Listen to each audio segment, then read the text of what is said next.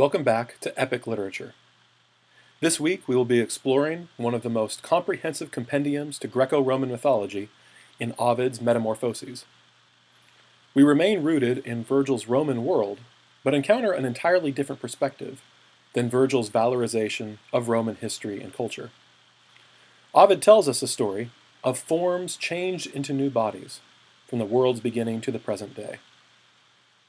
In his own day, Ovid saw the transformation of Julius Caesar from Rome's great leader into a star in the heavens, and the transformation of Rome from territories that encompassed Italy and Gaul to an empire that stretched all over the Mediterranean. His text is composed only less than 20 years after Virgil's, but his own experience with Augustus is radically opposite. Ovid was already a very popular writer before his creation of Metamorphoses. In fact, he writes a number of satirical texts, notably Ars Amatoria, the arts of love, teaching men how to seduce women, and the Remedia Amoris, the remedies of love, teaching people how to fall out of love.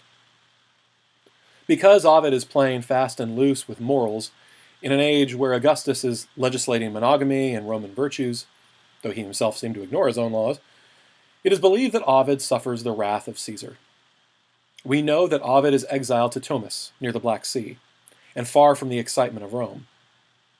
And it is believed that Ovid may have been banished because his literature blatantly contradicted the conservative morality of his day.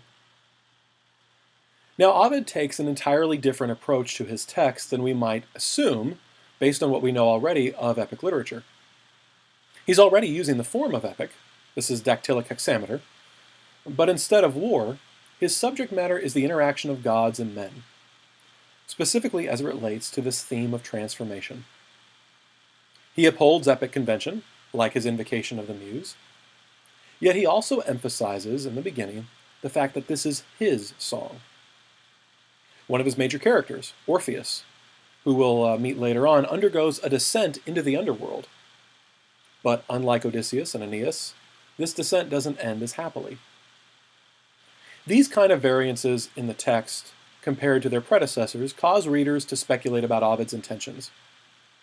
Is Ovid trying to uphold epic, or is he trying to undermine it? Is he attempting to elevate his subject matter, or deconstruct it? Perhaps there is something else entirely going on, and perhaps Ovid is demonstrating that the very nature of literature itself, of art, of culture, is undergoing its own metamorphosis in the Augustinian age. A common theme, especially in the early tales of Ovid's mythology, is that each time that men interact with the gods, things don't go well for them. Note, for instance, Apollo's love for Daphne and Jove's love for Io. The gods pursue them with a ravenous appetite. But Daphne and Io are both transformed into something less than human. Daphne into a tree and Io into a cow. The Greco-Roman gods are nothing if not careless in their handling of mortals. This illustrates not only the Greco-Roman worldview of their own deities, but perhaps Ovid's own slight at Caesar Augustus, himself possessing deifying aspirations, who had removed Ovid from Rome and exiled him to the far reaches of the empire.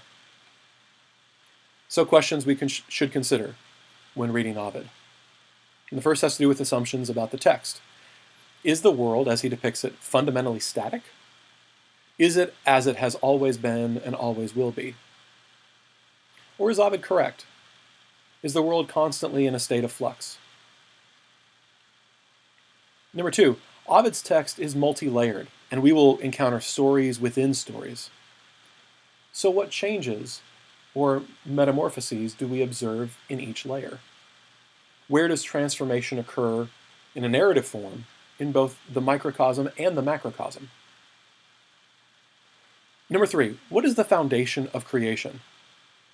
We turn our attention to the very beginning of the text in the creation myth. Are the cosmos fundamentally ordered or fundamentally chaotic?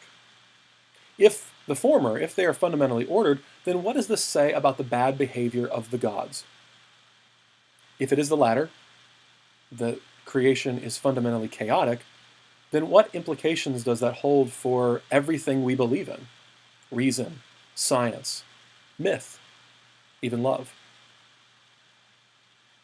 Number four, we encounter another flood narrative, like the one we see in Gilgamesh. How are we to interpret this flood narrative? What does it say about man? Further, what does it say about the gods? Number 5, how is love perceived in the text? Think about this especially in relation to the Apollo and Daphne episode. Is love a punishment from the gods? Is it a conflict of cross purposes? Is it a self-conceited pursuit? Is it a metaphor for destruction? Simply a hunt of one animal chasing another, as Ovid's simile suggests. The third book deals with a number of lovers. So what are we to believe about love from their outcomes? Number 6, what is Ovid's view of Achilles? And how does this compare to what we see in Homer? Number 7, how do we read the final book in the deification of Julius Caesar and his praise of Augustus? Is this Ovid's attempt to revive his reputation in the eyes of Caesar? Or is this, like some of his other works, satirical, and is it his last effort to stick it to the emperor? Relatedly, number 8, the final question has to do with Ovid's motivations in writing the text. Do we take him seriously? Is this a story of origins and change as a sort of serious exploration of Greco-Roman mythology? Or is it supposed to be a satirical critique of Roman beliefs, Hellenistic culture, and/or Augustinian morals? I'll lead you to think about these things. Godspeed your reading.